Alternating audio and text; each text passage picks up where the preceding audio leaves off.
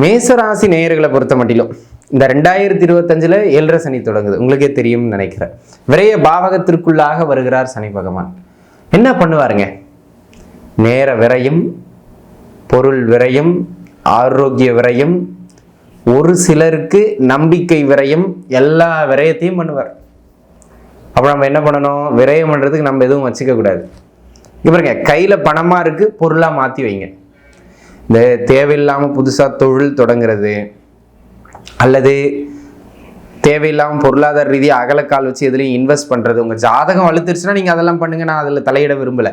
தசாபுக்தியும் சரியில்லை அப்படிங்கிற பட்சத்தில் வீண் பொருளாதார முதலீடுகளை வைக்க வேண்டாம்ங்கிறத மட்டும் மனசில் வச்சுக்கிடுங்க.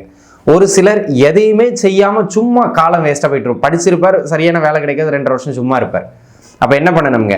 இந்த வேலைக்கு தான் நான் போவேன் அப்படின்னு இல்லாமல் கிடைக்கிறத எடுத்து செஞ்சுக்கிறது தலை சிறந்த பரிகாரம்.